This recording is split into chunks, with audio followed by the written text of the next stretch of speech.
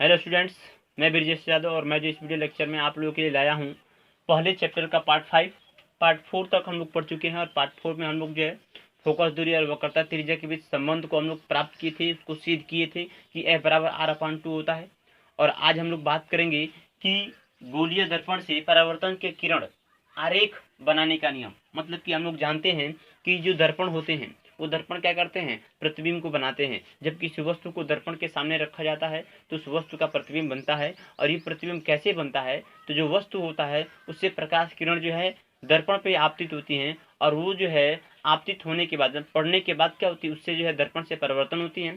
और परिवर्तन के बाद जिस बिंदु पर मिलती हैं या जिस बिंदु से आती हुई प्रतीत होती हैं, तो उस बिंदु पर उस वस्तु का प्रतिबिंब बनता है। ठीक है, तो जो प्रतिबिंब बनता है वो दो तरह से होता है, वास्तविक प्रतिबिंब होता है और आभासी प्रतिबिंब होता है। तो जहाँ पे वास्तव में मिलता है वहाँ पे वास्तविक प्रतिबिंब होता है, और जहाँ पे प्रतीत होता है या आभास होता है तो वहाँ पे आभासी प्रतिबिंब या काल्पनिक प्रतिबिंब बनता है। ठीक है, और हम लोग जानते हैं कि जो वास्तविक प्रतिबिंब होता है वह उल्टा बनता है और जो आभासी प्रतिबिंब होता है वह सीधा बनता है। ठीक है, ये हम लोग जो है जान चुके हैं। अब हम लोग बात करेंगे कि इस वीडियो में कि जो प्रतिबिंब जो बन रहा है, जब हम किसी वस्तु को दर्पण के सामने रख रहे हैं तो जो उसका प्रतिबिंब जो बन रहा है उसके किरण आरेख को हम लोग कैसे खींच सकते हैं। जैसे कि हम इसके पहले वाली वीडियो में हम लोग देखे भी थे कि जो समतल दर्पण होता है, जब समतल दर्पण के सामने किसी वस्तु को रखा जाता है तो उसका प्रतिबिंब कैसे बनता है। हमने जो है उसको कम से कम दो किरण को हम क्या किए थे, उसमें जो है हम लोग दो किरण को जो है दर्पण पे भेजे थे, और दर्पण से परिवर्तन के बाद जब वो दोनों किरणें जो है जिस बिंदु से आती हुई प्रतीत होती हैं उस बिंदु पर क्या होता है, उस वस्तु का प्रतिबिंब बना था। हमने जो है इसको खींचा था। मतलब कि किरण आरेख को खींचने के लिए आपको ध्यान रखना है कि किरण आरेख को खींचने के लिए कितने किरणों की आवश्यकता हो सकती है। तो कम से कम हम दो किरण को ले सकते हैं। हम कितने किरणों को ले सकते हैं, दो किरणों को ले सकते हैं। लेकिन अब ये दो किरणें हैं, इन दो किरणों को हम किस प्रकार लेंगे। प्रश्न यहाँ पर यह है कि हम लोग दो किरण जो लेंगे, ये दोनों किरण हम लोग कहाँ से लेंगे, किस प्रकार से लेंगे, या उसको किस बिंदु से होकर गुजारेंगे, वही नियम हमें सीखना है और उस नियम को याद रखना है। तो हम क्या कर सकते हैं, किसी भी वस्तु का किरण आरेख जो है हम किसी भी वस्तु के प्रतिबिंब का किरण आरेख बहुत ही आसानी से खींच सकते हैं। तो सबसे पहले आपको जो है नियम को सीखना है। तो चलिए हम जो है दर्पण को लेते हैं। ठीक है, और पहला हम लोग दर्पण लेते हैं अवतल दर्पण। ठीक है, एक हम यहाँ पे बनाते हैं अवतल दर्पण। ठीक है, ये आप जानते हैं ये कौन सा दर्पण है, ये अवतल दर्पण। और एक हम लेते हैं यहाँ पे उत्तल दर्पण। ठीक, और ये जो है इसका मुख्य अक्ष हो गया, और ये इसका भी मुख्य अक्ष हो गया। इसकी वक्रता केंद्र होता है बाएं तरफ, फोकस दूरी होता है बीच में होता है, फोकस मुख्य फोकस इसका बीच में होता है। ठीक है, और इसका जो है वक्रता केंद्र दाहिने तरफ होता है, वक्रता केंद्र इसके बीच में मुख्य फोकस होता है F, और यहाँ पे दर्पण का ध्रुव होता है।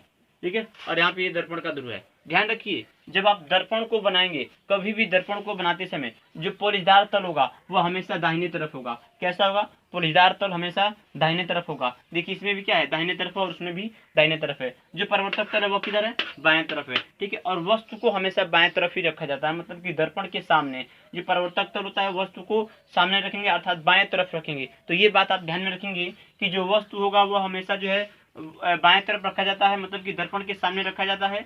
और परिवर्तक तल हमेशा बाएं तरफ, और पोलिश तल जो है हमेशा दाहिने तरफ होगा। अब जो है हम जो है किरण को, मान लीजिए कि हम लोग वस्तु को कहीं रखे हैं, यहाँ पे मान लीजिए कि वस्तु को रख रहे हैं, तो इससे वस्तु क्या होगा, यहाँ पे आपको ये वस्तु रखें तो क्या होगा, इससे किरण जाएगा इससे। ठीक है, तो हमें इसका किरण आरेख खींचना है तो हम क्या करेंगे, किरण को भेजेंगे। तो उस किरण को कहाँ से भेज सकते हैं, उस नियम को सीखना है। तो इसमें पहला जो नियम है, ठीक है, एक अवतल दर्पण और उत्तल दर्पण दोनों के लिए हम एक ही साथ में लेते हैं। पहला वो हम लोग लेते हैं मुख्य अक्ष के समांतर। ठीक है, मतलब कि जो आपतित किरण है, जो दर्पण पे जो पड़ने वाली जो किरण है वो कैसे है, तो मुख्य अक्ष के समांतर है। किसे है, मुख्य अक्ष के समांतर। ठीक है, वो मुख्य अक्ष के समांतर आपको ध्यान रखना है। ठीक है, तो पहला ये क्या है, तो ये मुख्य अक्ष है, इसी के समांतर क्या होगा, दर्पण पे जो है किरण पड़ेगी। तो मान लीजिए कि जब मुख्य अक्ष के समांतर क्या होती है, जब मुख्य अक्ष के समांतर जब दर्पण पे किरण पड़ेगी, मान लीजिए प्रकाश किरण है, ये वस्तु जो है ये किरण क्या रही है, वस्तु से आ रही है, और ये क्या हो रही है, दर्पण पे पड़ रही है। और कैसे पड़ रही है, मुख्य अक्ष के समांतर। तो ध्यान रखिए, जब कोई आपतित किरण मुख्य अक्ष के समांतर क्या होती है, दर्पण पे पड़ती है, तो दर्पण से परावर्तन के बाद वो मुख्य फोकस से होकर गुजरती है। ठीक है, किससे होकर गुजरेगी? मुख्य फोकस से। किसके लिए? तो अवतल दर्पण के लिए। ठीक है, ये वास्तव में क्या होगी? मुख्य फोकस से होकर गुजरेगी। वही किरण क्या करते हैं, अगर उत्तल दर्पण पे भेजते हैं, मतलब मुख्य अक्ष के समांतर क्या करते हैं, उत्तल दर्पण पे भेजते हैं, तो क्या होता है? तो ध्यान दीजिए, जब हम क्या करेंगे, मुख्य अक्ष के समांतर जब उत्तल दर्पण पे भेजते हैं किरण को, ठीक है, उत्तल दर्पण पे भेजते हैं किरण को, तो ये क्या होगा? ये इस पर जाती है और ये क्या होगा? ये परावर्तित हो जाती है इस दिशा में ऐसे। ठीक है, और ये किससे आती हुई प्रतीत होती है? मुख्य फोकस से आती हुई प्रतीत होती है। ये किरण जो है मुख्य फोकस से आती हुई प्रतीत होती है। मतलब कि जब कोई आपतित किरण उत्तल दर्पण के मुख्य अक्ष के समांतर दर्पण पे पड़ती है, तो दर्पण से परावर्तन के बाद मुख्य फोकस से आती हुई प्रतीत होती है। मुख्य फोकस से आती हुई प्रतीत होती है। ठीक है, मतलब परावर्तन के बाद क्या होगा? ये मुख्य फोकस से जो है ऐसे प्रतीत होगी, जा रही है इधर से। ठीक है, तो मुख्य फोकस से आती हुई प्रतीत होती है। यहाँ पर क्या होता है, जब कोई आपतित किरण जो है मुख्य अक्ष के समांतर अवतल दर्पण पे पड़ता है, तो दर्पण से परावर्तन के बाद वो मुख्य फोकस से होकर गुजर रहा है, वास्तव में यहाँ पर गुजर रहा है, वहां पे वास्तव में नहीं गुजर रहा है। हम उसको देख रहे हैं कि ये परावर्तन के बाद इस दिशा में मुड़ जा रही है, अर्थात ये कहाँ से आती हुई प्रतीत होगी? ये मुख्य फोकस से आती हुई प्रतीत होगी। ठीक है, तो ये पहला नियम था। ये आप नियम याद रखेंगे कि जब कोई आपतित किरण क्या होगा, मुख्य अक्ष के समांतर दर्पण पे पड़ती है, तो दर्पण से परावर्तन के बाद अवतल दर्पण के लिए मुख्य फोकस से होकर गुजरेगी और उत्तल दर्पण के लिए मुख्य फोकस से जो है आती हुई प्रतीत होगी।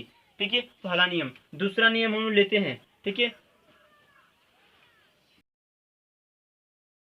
किसे? मुख्य फोकस से आपतित किरण गुजरेगी, इस बार ये मुख्य फोकस से गुजरेगी। कहां से? मुख्य फोकस से। तो ये मान लीजिए अवतल दर्पण हो गया और ये जो है इसका मुख्य अक्ष हो गया, वक्रता केंद्र हो गया और ये मुख्य फोकस हो गया।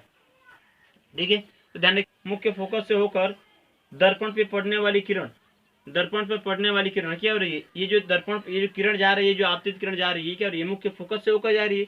तो मुख्य फोकस से होकर अवतल दर्पण पे पड़ने वाली किरण दर्पण से परावर्तन के बाद, दर्पण से परावर्तन के बाद मुख्य अक्ष के समांतर हो जाती है, मुख्य अक्ष के समांतर हो जाती है। मतलब कि ये क्या हो रही है? मुख्य फोकस से होकर गुजर रही है, वास्तव में हो रही है, और ये दर्पण से परावर्तन के बाद क्या हो रही है? मुख्य अक्ष के समांतर, मतलब ये जो लाइन है उसी रेखा के अनुदिश ये भी हो जा रहा है, तो मुख्य अक्ष के समांतर हो जा रहा है। ठीक है, यही चीज अगर इसमें आए, हम लोग उत्तल दर्पण में आए, मुख्य अक्ष पर मुख्य फोकस पे भेजते हैं, तो जब मुख्य फोकस पे भेजेंगे तो ये क्या होगा? ये मुख्य फोकस पे ये वास्तव में जाएगा नहीं। ठीक है, वास्तव में जाएगा नहीं, क्या होगा? पहले इसका परिवर्तन हो जाएगा, ये मुख्य अक्ष के समांतर हो जाएगा। ठीक है, तो आप कह सकते हैं इसमें कैसे इसको परिभाषित करेंगे, तो आप कह सकते हैं कि उत्तल दर्पण के मुख्य फोकस की ओर जाने वाली किरण, उत्तल दर्पण के मुख्य फोकस की ओर जाने वाली किरण दर्पण से, ठीक है, दर्पण से परावर्तन के बाद मुख्य अक्ष के समांतर हो जाती है। कैसे हो जाती है? दर्पण से परिवर्तन के बाद मुख्य अक्ष के समांतर हो जाती है। मतलब कि ये किरण क्या हो रही है? ये जो है मुख्य फोकस पे जा रही थी, परंतु ये वास्तव में जाती नहीं है, पहले ही क्या होता है? ये इसका परिवर्तन हो जाता है। ठीक है, इसीलिए आप कहेंगे मुख्य फोकस की ओर जाने वाली किरण दर्पण से परावर्तन के बाद वो मुख्य अक्ष के समांतर हो जाती है। मतलब कि ये क्या हो रही है? ये मुख्य फोकस पे जा रही है, लेकिन उसके पहले ही परिवर्तन हो जा रहा है और ये मुख्य अक्ष के समांतर हो जा रही है। दूसरा नियम हुआ। तीसरा नियम हम लोग लेते हैं, किरण वक्रता केंद्र से आपतित किरण, मतलब कि जो वक्रता केंद्र होगा उससे क्या करेंगे? दर्पण पे किरण को आपतित करेंगे। यहाँ पे पी हो गया। ठीक है, तो अब हम क्या करेंगे? जो आपतित किरण होगा हम क्या करेंगे? वक्रता केंद्र से भेजेंगे। तो ध्यान रखिए, जब हम आपतित किरण से क्या करते हैं, जब आपतित किरण वक्रता केंद्र से होकर दर्पण पे पड़ती है, तो दर्पण से परिवर्तन के बाद वह उसी पथ पर वापस लौट जाती है। ठीक है, जब आपतित किरण वक्रता केंद्र से होकर अवतल दर्पण पे पड़ती है, तो दर्पण से परिवर्तन के बाद क्या होती है? वो उसी पथ पर वापस हो जाती है। यहाँ पे वास्तव में हो रही है, परंतु यही उत्तल दर्पण में आएंगे। ठीक है, यही उत्तल दर्पण में आएंगे तो उत्तल दर्पण में ध्यान दीजिए। ठीक है, ये जो है तीसरे का यहाँ पे फिगर है, ये दूसरे का फिगर है और ये पहले का फिगर है। ठीक है, एफ। ठीक है, और यहाँ पे पी।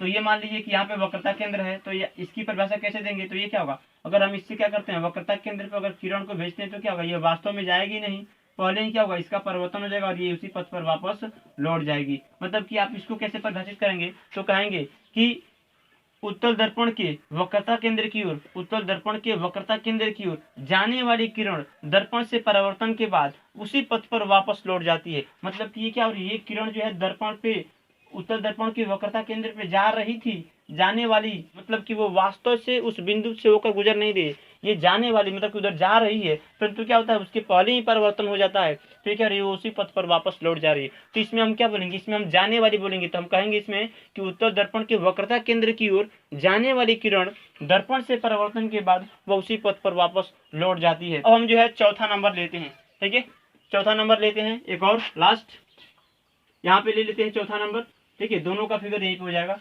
हम लेते हैं किरण, मतलब कि जो दर्पण का ध्रुव होता है उस पर क्या करें हम किरण को आपतित करते हैं। तो पहला यहाँ पे अवतल दर्पण के लिए देखिए फिगर,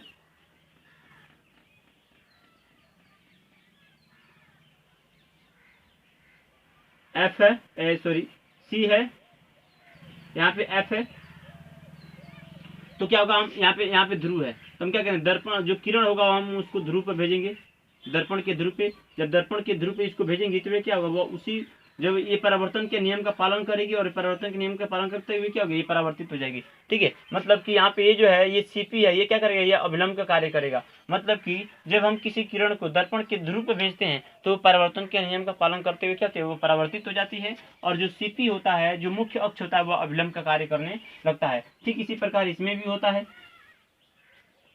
इसमें भी होता है, उत्तर दर्पण में भी होता है।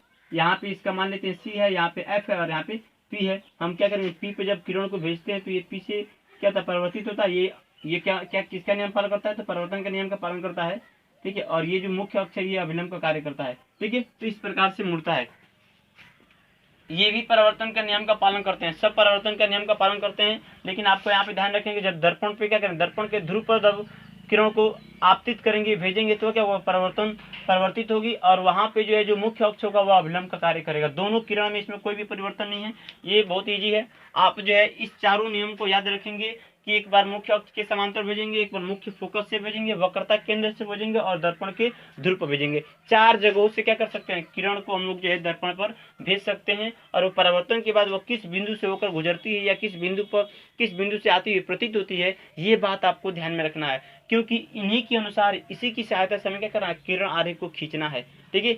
अब हम चलते हैं किरण आरेख को, ये हो गया नियम हो गया। अब हम इसको जो है खींचते हैं, वस्तुओं को अलग अलग स्थानों पर रख करके अलग अलग जगहों पर रख करके उसका किरण आरेख खींचने का प्रयास करते हैं, ठीक है, ठीक है।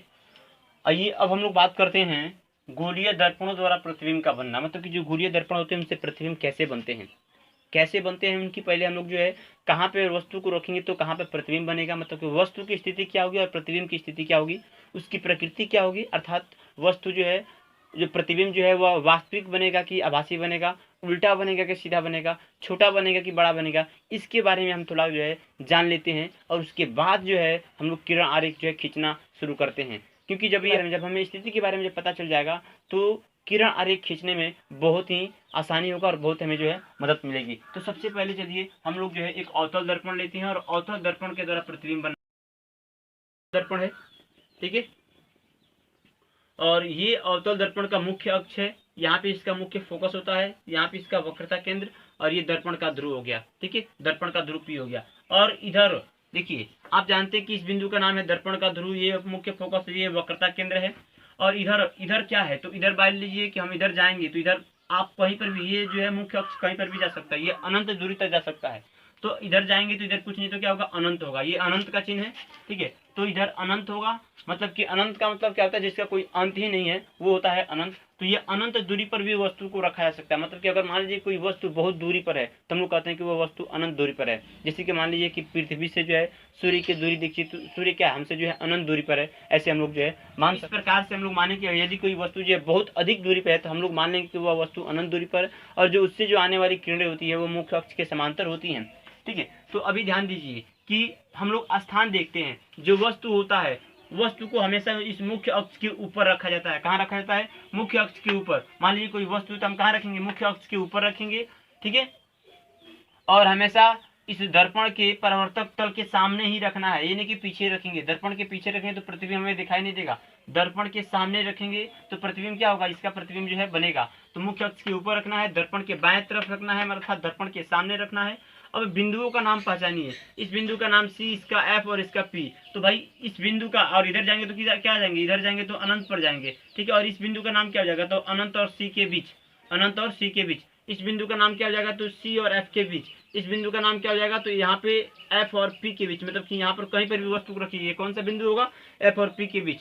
ठीक है, तो जो अवतल दर्पण है, इस अवतल दर्पण के सामने वस्तु को कहाँ कहाँ रख सकते हैं, अनंत पर रख सकते हैं, अनंत और सी के बीच रख सकते हैं, सी पर रख सकते हैं, सी और एफ के बीच रख सकते हैं, एफ और पी के बीच रख सकते हैं। वस्तु कहाँ रख सकते हैं, एफ और पी के बीच। ठीक है, और दर्पण के ध्रुव पर भी रखा जाता है, मतलब दर्पण के ध्रुव पर रखने का मतलब है कि हम इसके निकट, एकदम निकट जब रखेंगे दर्पण में, दर्पण के एकदम निकट रखेंगे तो क्या वो हम माने कि वह दर्पण के ध्रुव पर है। ठीक है, तो वहां पर भी जो है एनसीईआरटी बुक में नहीं दिया है, परंतु बिहार वाले बुक में ये दे रखा है कि हम लोग दर्पण के ध्रुव पर भी वस्तु को रख सकते हैं।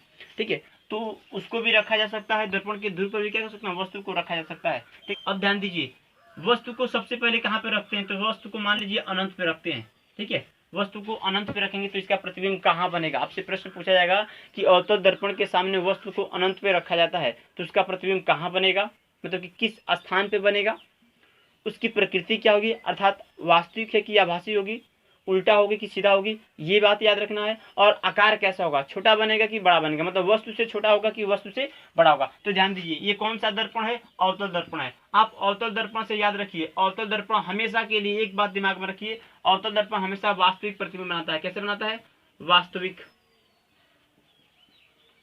ठीक है, कैसा प्रतिबिंब बनाता है, वास्तविक प्रतिबिंब बनाता है। और आप जानते हैं कि जब वास्तविक होता है तो उल्टा भी होता है, जब वास्तविक होगा तो उल्टा, जब वास्तविक होगा तो क्या होगा, उल्टा भी होगा।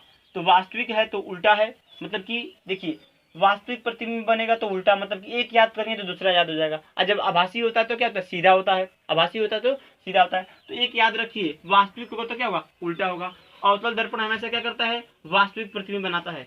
एक स्थान है जहां पर आभासी बनाता है, परंतु आपको दिमाग में ये सेट कर लीजिए पहले कि जो अवतल दर्पण है वो क्या करता है, हमेशा वास्तविक प्रतिबिंब बनाता है। और जब वास्तविक प्रतिबिंब बनेगा तो वो कैसे बनेगा, उल्टा बनेगा। अब हमें क्या करना है, ये 2 पॉइंट हमें याद हो जाएंगे।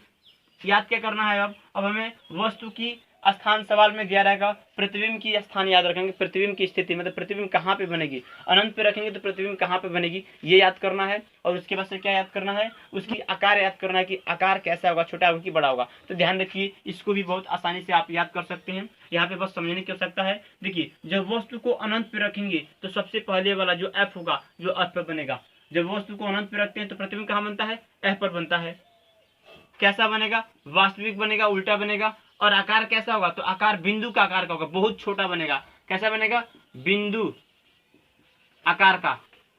बिंदु आकार का मतलब क्या, बहुत छोटा बनेगा। जब वस्तु को अनंत पर रखेंगे तो एफ पर बनेगा प्रतिबिंब, कहाँ बनेगा, बिंदु आकार का बनेगा। कैसा बनेगा, बिंदु आकार का बनेगा। ठीक है, तो हमें यही याद करना था, उसका प्रतिबिंब की स्थिति याद करना था, प्रकृति याद करना था, अर्थात वास्तविक और उल्टा याद करना था, और आकार याद करना था। तो आकार कैसे बना, बिंदु आकार का बनेगा। अब देखिए, अब हम जैसे ही क्या करेंगे, इस वस्तु को और आगे रखेंगे, मतलब अनंत और सी के बीच रखेंगे, यहाँ पे रखेंगे, इन दोनों के बीच जब वस्तु को रखते हैं अनंत और सी के बीच, तब तो क्या होता है, प्रतिबिंब जो है थोड़ा सा अब दूर भागता है, मतलब कि जैसे जैसे हम वस्तु को नजदीक लेकर जाएंगे प्रतिबिंब क्या होगा, दूर भागता जाएगा, दर्पण से दूर भागता जाएगा, दूर चला जाएगा। तो देखिए, जब वस्तु को हम अनंत और सी के बीच रखते हैं तो प्रतिबिंब अभी इन दोनों के बीच बनता है, सी और एफ के बीच बनता है। क्या बनता है, सी और एफ के बीच बनता है।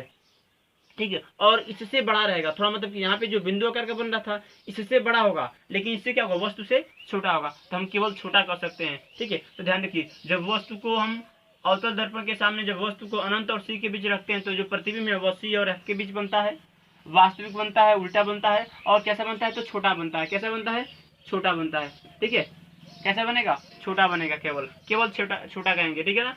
अब वस्तु को हम अनंत पर रख दिए, अनंत और सी के बीच रख दिए, और कौन सा बिंदु बचा है, एफ सी बचा है, तो हम वस्तु को सी पे रखेंगे। जब वस्तु को सी पे रखेंगे तो प्रतिबिंब कहाँ बनेगा, तो जब सी पे रखेंगे तो ध्यान दीजिए, इसके पास से कौन सा स्थान है, इसके पास सी है, तो जब वस्तु को सी पे रखेंगे तो प्रतिबिंब कहाँ बनेगा, सी पर ही बनेगा।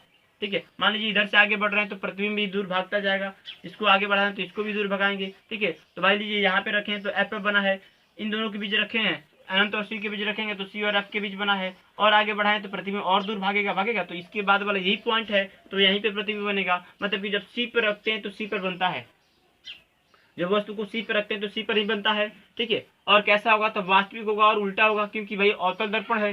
ठीक है, और दूसरी बात क्या याद रखना है कि आकार कैसा होगा, तो यहाँ पे बिंदु आकार का, यहाँ पे छोटा, और यहाँ पे बराबर हो जाता है। क्या होता है, बराबर, मतलब सी पे रखेंगे तो कैसा बनेगा, बराबर बनेगा, एक बराबर इक्वल होगा। ठीक है, अब हम क्या करते हैं, जो वस्तु है हम इसको सी और एफ के बीच यहाँ पे वस्तु को रखते हैं, ठीक है, वस्तु को सी और एफ के बीच रखते हैं तो प्रतिबिंब कहाँ बनेगा, तो भाई इसके बाद वाली लाइन पे बनेगा, यहाँ पे बनेगा, ठीक है, प्रतिबिंब यहाँ पर बनेगा, ठीक है, मतलब कि नीचे की तरफ बनता है यहाँ पे, ठीक है, क्योंकि उल्टा प्रतिबिंब बनना है, नीचे की तरफ बनता है, ठीक है। तो सी और एफ के बीच रखेंगे तो भाई कहाँ बनेगा, अनंत और सी के बीच बनेगा, वास्तविक होगा, उल्टा होगा और कैसा होगा, वास्तविक होगा, उल्टा होगा और कैसा होगा, तो भाई इसका आकार कैसा होगा, अब यहाँ पे देखिए बिंदु आकार का छोटा बराबर और यहाँ पे बड़ा बनेगा, मतलब वस्तु से बड़ा बनेगा, कैसा बनेगा, वस्तु से बड़ा, तो यहाँ पे क्या बनेगा, बड़ा होगा उसके बाद, ठीक है, तो वस्तु से बड़ा हो गया, ठीक है। तो हम याद कर लेंगे, अब सी और एफ के बीच रखते हैं तो प्रतिबिंब जो है अनंत और सी के बीच बनता है, ठीक है, वास्तविक बनता है, उल्टा बनता है और वस्तु से बड़ा बनता है, ठीक है, वस्तु से बड़ा बनता है। और कहाँ पे रखते हैं, वह एफ पर रखते हैं, वस्तु को यहाँ पे रखते हैं, जब यहाँ पे रखेंगे तो अनंत पर बनेगा, ठीक है, जब वस्तु को एफ पर रखेंगे तो अनंत पर बनेगा और जो प्रतिबिंब होगा यहाँ पे बहुत बड़ा बनेगा।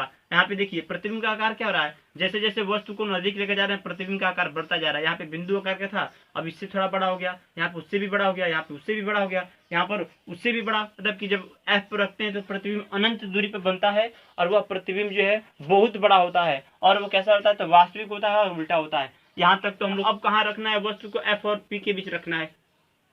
तो ये यहाँ पे थोड़ा आपको परिवर्तन होगा कि जब हम एफ और पी के बीच वस्तु को रखते हैं, जब एफ और पी के बीच वस्तु को जब रखते हैं तो जो प्रतिबिंब होता है वह दर्पण के पीछे बनता है। कैसा बनता है, दर्पण के पीछे बनता है। तो जब हम एफ और पी के बीच रखेंगे, कहाँ रखेंगे, एफ और पी के बीच, तो कैसा बनेगा, पीछे बनेगा, दर्पण के पीछे बनेगा। और जब पीछे बनेगा तो आभासी बनेगा, कैसा बनेगा भाई, आभासी बनेगा, ठीक है, आभासी बनेगा। और जब आभासी होता है तो सीधा होता है, ठीक है, जब आभासी होता है तो सीधा होता है, मतलब कि जो स्थिति है वह दर्पण के पीछे हो गया और कैसा हो गया, आभासी हो गया, कैसा हो गया, आभासी और सीधा हो गया। तो ये आप पॉइंट याद रखेंगे, ठीक है। और आकार कैसा होगा, तो वस्तु से बड़ा होगा, कैसा होगा, वस्तु से बड़ा, तो वस्तु से बड़ा बनता है, ठीक है, कैसा बनता है, वस्तु से बड़ा बनता है। और दर्पण के ध्रुव पर रखेंगे तो क्या होगा, ध्रुव पर ही बनेगा, ठीक है, जब दर्पण के ध्रुव पर रखेंगे तो वो ध्रुव पर ही बनेगा, ठीक है, मतलब कि पी पर ही बनेगा, ठीक है, और पी पर ही बनेगा, मतलब पी पर रखेंगे पी पर बनेगा, आभासी बनेगा, सीधा बनेगा। जब आभासी बनता है तो सीधा बनता है और ये बराबर आकार का बनेगा, कैसा बनेगा, बराबर आकार का, उसमें कोई भी परिवर्तन नहीं होगा, ठीक है। तो ये आपको बात ध्यान में रखनी है कि जब दर्पण के ध्रुव पर रखेंगे तो दर्पण का ध्रुव भी बनता है, बराबर आकार का बनता है, ठीक है, और आभासी बनेगा, तो भाई आभासी होगा तो सीधा भी होगा, ठीक है, आभासी प्रतिबिंब बनेगा। मतलब कि जब एफ और पी के बीच वस्तु को रखते हैं तो आभासी बनता है, वो दर्पण के पीछे बनता है, और आभासी बनता है तो सीधा भी बनता है, ये बात। और दर्पण के ध्रुव पर रखेंगे तो भी आभासी बनेगा, और जब आभासी होगा तो सीधा भी होगा और बराबर आकार का बनेगा, दर्पण के ध्रुव पर ही बनेगा, ठीक है। तो ये अवतल दर्पण के द्वारा प्रतिबिंब का बनना है। अब इसको क्या करते हैं, हम इसको तालिका में नोट कर लेते हैं, तालिका में भर लेते हैं, जो बात हमने यहाँ पर लिखा हुआ है, जो समझा है, ठीक है। चलिए इसको नोट करते हैं, जो हमने यहाँ पे समझा है वही चीज यहाँ पे भरने की कोशिश करते हैं इस तालिका में। और बिना देखे ही आप क्या कर सकते हैं, आप भर सकते हैं, बिना किताब से देखे क्या कर सकते हैं, आप उसको बहुत आसानी से भर सकते हैं। देखिए यहाँ पर है ओ की स्थिति, ओ की स्थिति का मतलब वस्तु की स्थिति, ऑब्जेक्ट। आई की स्थिति मतलब कि होता है इमेज की स्थिति, प्रतिबिंब की स्थिति। आई की प्रकृति मतलब कि प्रतिबिंब की प्रकृति कैसी होगी, तो वास्तविक होगा कि आभासी होगा, ठीक है। और आई की आकार मतलब कि प्रतिबिंब का आकार, ठीक है, सॉरी, प्रतिबिंब का आकार मतलब छोटा या बड़ा, बड़ा या छोटा, बड़ा या छोटा, ठीक है। आई के आकार का मतलब कि बड़ा या छोटा, ये हमें जो है ध्यान रखना है, ठीक है। तो पहले ओ की स्थिति मतलब कि वस्तु को कहाँ रखते हैं, तो सबसे पहले कहाँ रखते हैं, अनंत पे रखते हैं। तो देखिए अनंत पर, जब वस्तु को अनंत पे रखेंगे तो प्रतिबिंब कहाँ बनेगा, तो आई की स्थिति, प्रतिबिंब कहाँ बन रहा है, एफ पर बन रहा था, सबसे पहले वाले पर रख रहे थे तो सबसे बाद वाले में यहाँ पर बन रहा है, यहाँ पे लास्ट वाले पर रखते हैं तो सबसे पहले वाले पर बनता है, एफ पर बनता है, तो सबसे पहले वाले एफ पर बनता है। तो जब अनंत पे रखते हैं तो एफ पर बनता है, ठीक है। वास्तविक या आभासी बनता है, तो कौन सा दर्पण है, अवतल दर्पण है, वास्तविक बनता है, ठीक है। यहाँ पे लिखते हैं वास्तविक, और जब वास्तविक होगा तो कैसा होगा, तो भाई आभासी होता है, हम लोग जानते हैं कैसा होता है, आभासी, ठीक है, वास्तविक और आभासी हो जाएगा। उसके बाद से बड़ा होगा कि छोटा होगा, तो भाई यहाँ पे बिंदु आकार का बनता है, अनंत पर रखते हैं तो एफ पर बनता है, तो बिंदु आकार का होता है, तो यहाँ पे लिखते हैं बिंदु आकार का, ठीक है। अब हम कहाँ रखते हैं, अनंत पे रख दिए, अनंत और सी के बीच रखते हैं। ये क्या है, तो ये हमारा सी है, तो अनंत और सी के बीच रखते हैं, सॉरी यहाँ पे सी, यहाँ पे तो अनंत और सी के बीच वस्तु को रखते हैं तो क्या बनता है, सी और एफ के बीच बनता है, मतलब कि एफ पर बना था, इसके बाद यहाँ पे बनेगा, ठीक है। तो सी और एफ के सी के बीच रखेंगे तो प्रतिबिंब कहाँ बनेगा, तो सी और एफ के बीच बनेगा, सी और एफ के बीच कैसा बनेगा, तो भाई वास्तविक होगा। और तो वास्तविक कैसा होगा, वास्तविक, या आभासी थोड़ी ना होगा, एक ही लिखेंगे ना यहाँ पे, केवल वास्तविक होगा। कैसा होगा, वास्तविक, ठीक है। और यहाँ पे उल्टा, प्रकृति का मतलब उल्टा भी होता है, उल्टा या सीधा, प्रकृति में क्या था, उल्टा या सीधा भी आता है, ठीक है। तो जब वास्तविक होगा तो हम लोग जानते हैं जब वास्तविक होता है क्या होता है, उल्टा होता है, सॉरी इसके लिए, वास्तविक होगा तो उल्टा भी होगा, ठीक है। और वास्तविक होगा तो क्या होगा, उल्टा भी होगा, यहाँ पे वास्तविक और उल्टा बनेगा, ठीक है। कैसा बनेगा, तो वस्तु से क्या होगा, यहाँ पे वस्तु, यहाँ पे बिंदु आकार का बन रहा था, यहाँ पे वस्तु से छोटा बनेगा, तो केवल लिखते हैं छोटा, क्या लिखेंगे, छोटा। हम कहाँ रख दिए हैं, सी और एफ के बीच रख दिए, अब सी पे रखेंगे, सी पे रखते हैं तो क्या होता है, सी पर रखेंगे तो सी पर बनेगा, ठीक है। और कैसा बनेगा, वास्तविक बनेगा और उल्टा बनेगा, और कैसा बनेगा, बराबर बनेगा, बनेगा बराबर। उसके बाद से कहाँ पर रखते हैं वस्तु को, सी पर रख दिए, सी और एफ के बीच रखते हैं, सी और एफ के बीच रखेंगे, सी और एफ के बीच, सी और एफ के बीच रखेंगे तो प्रतिबिंब क्या होगा, सी और एफ के बीच रखेंगे तो अनंत और सी के बीच बनेगा, अनंत और सी के बीच कैसा बनेगा, वास्तविक बनेगा और उल्टा बनेगा, और कैसा बनेगा, वस्तु से बड़ा बनेगा, ठीक है, वस्तु से बड़ा। अब कहाँ रखते हैं, एफ पर रखते हैं, हम सी और एफ के बीच रख दिए, ठीक है। ये एफ है, ये सी है, तो सी और एफ के बीच रख दिए। अब कहाँ रखेंगे, एफ पर रखेंगे, एफ पर, जब एफ पर रखेंगे तो अनंत पर बनेगा, ठीक है, वास्तविक बनेगा और उल्टा बनेगा, और कैसा बनेगा, बहुत बड़ा बनेगा, बहुत बड़ा, ठीक है, बहुत बड़ा बनेगा। अब कहाँ रखेंगे, एफ और पी के बीच वस्तु को रखेंगे, एफ और पी के, सॉरी पी के बीच, एफ और पी के बीच जब वस्तु को रखेंगे, जब एफ और पी के बीच वस्तु को रखेंगे प्रतिबिंब कहाँ बनेगा, जब एफ और पी के बीच रखेंगे तो प्रतिबिंब जो है वो आपका बनेगा दर्पण के पीछे, ठीक है। तो दर्पण के पीछे बनता है, जब पीछे बनता है तो कैसा होता है भाई, आभासी होता है, ठीक है, आभासी होता है और सीधा होता है, कैसा होता है, सीधा होता है, ठीक है। आभासी जब होगा तो सीधा भी होगा, और कैसा होगा, तो वस्तु से बड़ा होगा, कैसा होगा, तो वस्तु से बड़ा। हम केवल बड़ा भी लिख सकते हैं, क्या लिख सकते हैं, बड़ा, बड़ा का मतलब कि वस्तु से बड़ा, ठीक है। और कहाँ रख सकते हैं, पी पर रख सकते हैं, ये ना, पी पर, जब पी पर रखेंगे, ये किसे, तो भारतीय भवन बिहार बोर्ड के लिए, ठीक है, ये एनसीईआरटी बुक में नहीं है, बिहार बोर्ड में जो है ये दे रखा है, ठीक है, तो उनको याद करना आवश्यक है। जब पी पे रखते हैं मतलब कि दर्पण के ध्रुव पर रखेंगे तो दर्पण के ध्रुव पर बनेगा, ठीक है। आभासी बनेगा मतलब कि यही, और सीधा बनेगा, जब आभासी बने तो सीधा बनेगा, और कैसा बनेगा, तो बराबर बनेगा, ठीक है, बराबर बनेगा। तो ये जो है आप क्या कर सकते हैं, इस पूरी तालिका को आप इसकी सहायता से जो है भर सकते हैं। अब हम चलते हैं उत्तल दर्पण के द्वारा प्रतिबिंब बनना सीखते हैं, पढ़ते हैं उत्तल दर्पण द्वारा प्रतिबिंब का बनना, ठीक है, कि उत्तल दर्पण द्वारा प्रतिबिंब का क्या, ठीक है। तो उत्तल दर्पण द्वारा प्रतिबिंब कैसे बनता है, सबसे पहले हम क्या करते हैं, उत्तल दर्पण को बनाते हैं। तो ये हमारे पास उत्तल दर्पण है, और ये मुख्य अक्ष है सी एफ और ये पी, ठीक है। अब हम जो है वस्तु को किधर रखते हैं, हमेशा जो है दर्पण के बाएं तरफ रखते हैं, ठीक है। दर्पण के जब बाएं तरफ वस्तु को रखेंगे तो क्या होगा, यहाँ पे ध्यान दीजिए, इधर कितने स्थान है, तो ये पी है, इसका नाम क्या है, पी, और इधर क्या है, इधर कुछ नहीं, तो क्या है, अनंत है। तो वस्तु को हम कहाँ कहाँ रख सकते हैं, तो इधर कितने स्थान है, इधर जो है 3 स्थान है। आप जो है मुख्यतः आप एनसीईआरटी बुक से चलेंगे तो 2 स्थान कहेंगे, भाई 2 स्थान है, तो आप कहाँ रख सकते हैं, वस्तु को अनंत पे रख सकते हैं, ठीक है, और अनंत और पी के बीच रख सकते हैं, क्योंकि इसके बीच कहाँ रखेंगे, तो भाई अनंत और पी के बीच रखेंगे, ठीक है। और बिहार बोर्ड के लिए आप पी पे भी रख सकते हैं, ठीक है। तो आप ध्यान दीजिए, हम पी पे रखेंगे, आप उसको भी याद करेंगे, कोई दिक्कत नहीं है, आप याद कर सकते हैं। तो मान लीजिए कि अनंत पे जब वस्तु को रखेंगे तो कहाँ बनेगा, ठीक है, जब वस्तु को अनंत पे रखेंगे तो जो प्रतिबिंब होगा वो दर्पण के पीछे, मतलब कि ये क्या करता है, ये उत्तल दर्पण जो है वो हमेशा क्या करता है, आभासी प्रतिबिंब बनाता है, मतलब कि दर्पण के पीछे बनाता है। दर्पण का जब पीछे बनेगा तो कैसा बनेगा, सीधा प्रतिबिंब बनेगा, ठीक है। तो उत्तल दर्पण आभासी बनाता है और सीधा बनाता है, ठीक है। अब आपको ध्यान रखना है, स्थिति याद करना, ध्यान रखना है कि जब वस्तु को अनंत पर रखते हैं तो उसका प्रतिबिंब जो है एफ पर बनता है। जब वस्तु को अनंत पर रखें तो क्या बनेगा, एफ पर बनेगा, दर्पण के पीछे बनेगा, आभासी बनेगा और सीधा बनेगा।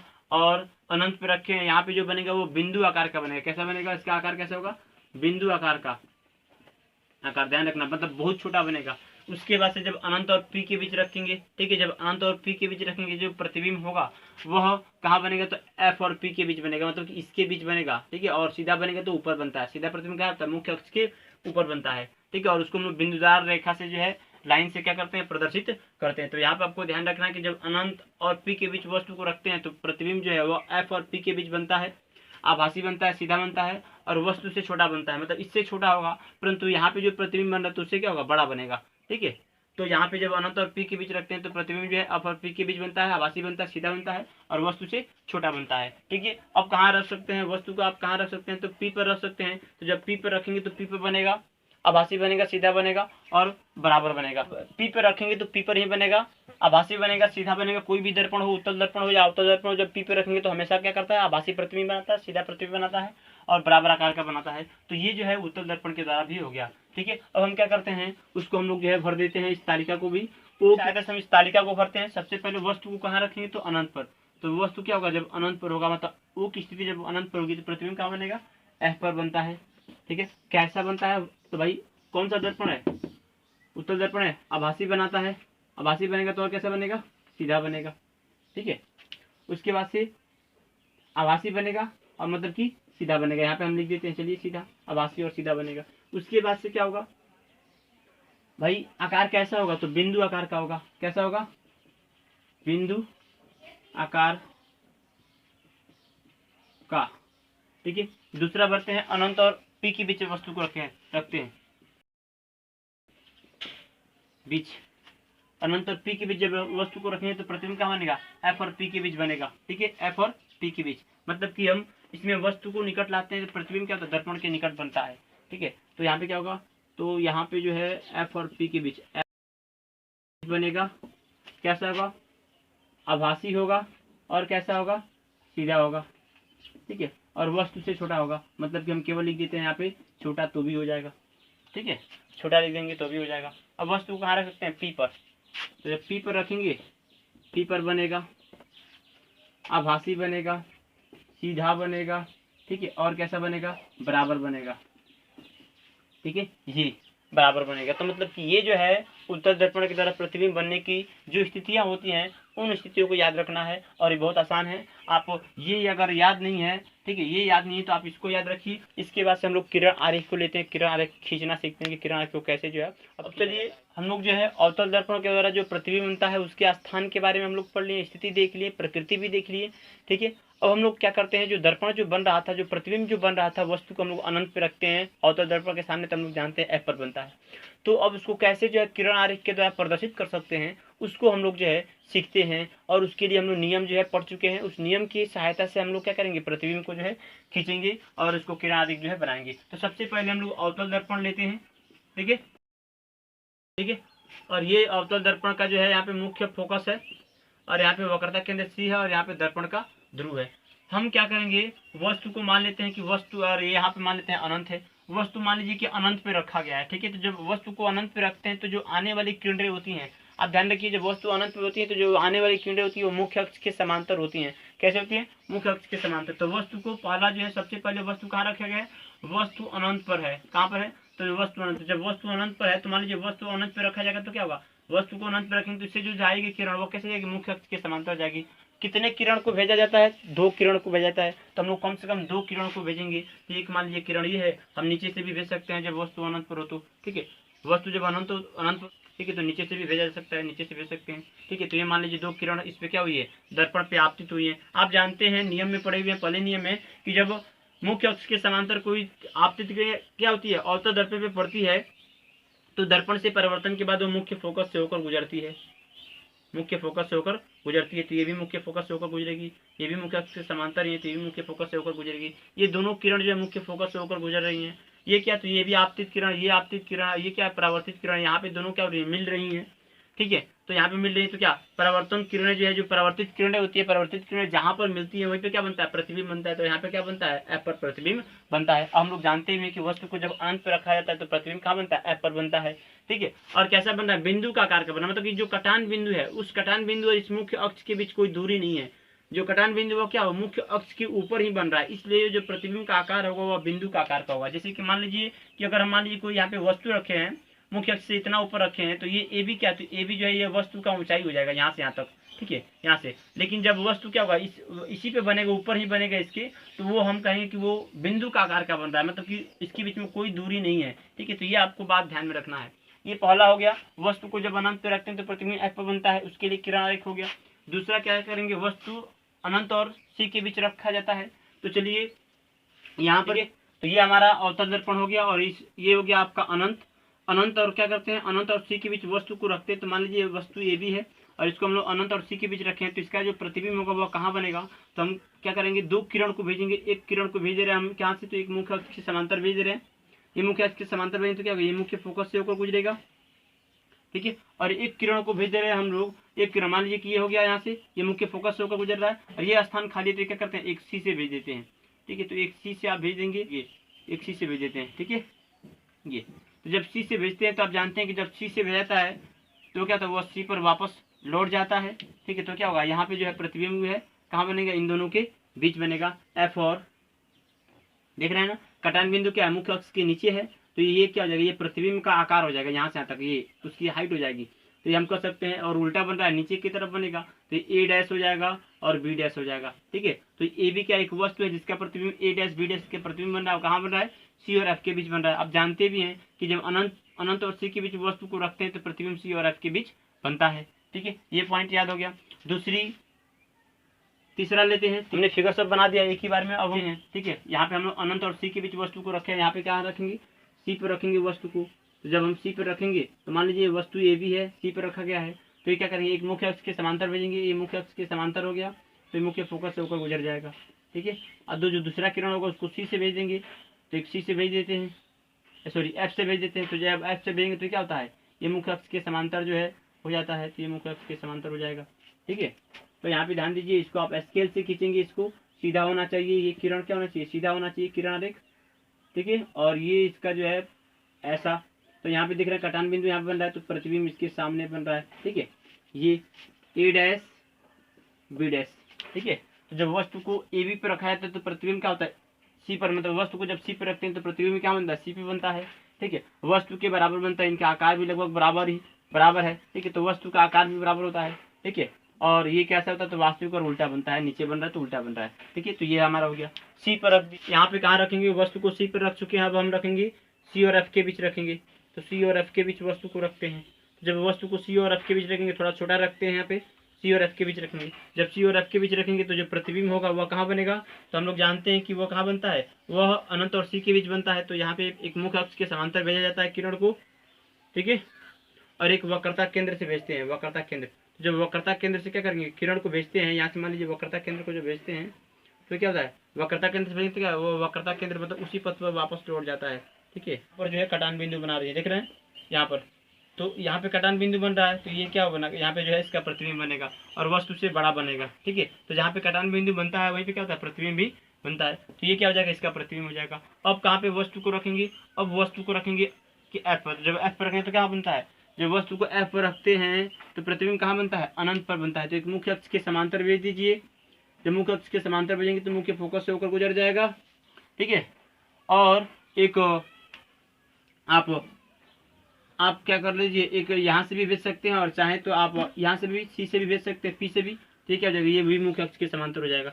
सॉरी, ये मुख्य अक्ष के समांतर भेजेंगे तो मुख्य फोकस से होकर गुजर जाएगा, यहाँ से भेजेंगे पी से भेजेंगे तो क्या हो जाएगा, सीधे जो ऐसे परावर्तित हो जाएगा। तो देख रहे हैं कि ये क्या, ये किरणें जो है कभी भी एक दूसरे को काट नहीं सकती हैं, ठीक है। जब ये एक दूसरे को काट नहीं सकती हैं तो ये जो है प्रतिबिंब इसके द्वारा जो है कभी नहीं बनेगा। या चाहे तो आप सी से भी भेज सकते हैं, मतलब वक्रता केंद्र से भी भेज सकते हैं इसके ऊपर। जब वक्रता केंद्र से भेजेंगे तो क्या हो जाएगा, ये सीधे जो है वो उसी वक्रता केंद्र से वो होते हुए क्या हो जाएगा, गुजर जाएगा, ठीक है। और ये जो है सीधे ऐसे चला जाएगा, मतलब कि ये भी जो है कभी काटेगा नहीं। मतलब कहाँ पे काटेगा, तो ये अनंत दूरी पर, इसको दूरी हम लोग बढ़ाते जाएंगे तो हो सकता है कि बहुत दूर पर जाकर क्या हो, ये जाकर ये मिली, तो ये कहाँ बनेगा, ये अनंत पर प्रतिबिंब बनेगा, ठीक है। तो ये प्रतिबिंब अनंत पर बनेगा। दूसरा है एफ और पी के बीच वस्तु को रखते हैं, यहाँ पर रखते हैं। जब वस्तु को एफ और पी के बीच रखा जाता है, जब वस्तु को एफ और पी के बीच रखा जाता है तो एक क्या करते हैं, एक हम मुख्य अक्ष के समांतर भेज देते हैं, तो ये मुख्य फोकस से होकर गुजर जाता है, ठीक है। ये मुख्य अक्ष के समांतर भेज देते हैं, क्या होता है, एक मुख्य फोकस से होकर गुजर जाता है। ठीक है, और एक हम पी से भेज देते हैं तो ये ऐसे गुजर जाता है। ठीक है, तो अगर इसको पीछे की तरफ ऐसे हम ऐसे बढ़ाते हैं तो ये दोनों जो है एक दूसरे को काटेंगे नहीं, लेकिन अगर हम इनको पीछे की तरफ ऐसे बढ़ाएं तो क्या होगा, ये एक बिंदु से आते हुए प्रतीत होंगे। ठीक है, यहाँ से मान लीजिए किरण क्या हो रहा है, ये जो है ये जो किरण है ये एक बिंदु से यहाँ से जो है जाकर मिल रही है, तो यहाँ से आती हुई प्रतीत हो रही है, तो यहाँ पे क्या होगा, यहाँ पे आभासी प्रतिबिंब बनता है। तो आप जानते हैं कि जब एफ और पी के बीच रखा जाता है तो प्रतिबिंब जो है दर्पण के पीछे बनता है, और ए डैश बी डैश यहाँ पे बनेगा, और ये ए डैश बी डैश क्या होगा, ये आभासी प्रतिबिंब होगा और वस्तु से बड़ा होगा। ठीक है, और पी पे वस्तु को रखते हैं तो पी पे बनता है, तो वो पी क्या है, उसके बहुत निकट हो जाएगा, जिसको हम लोग आरेखित नहीं कर पाते हैं।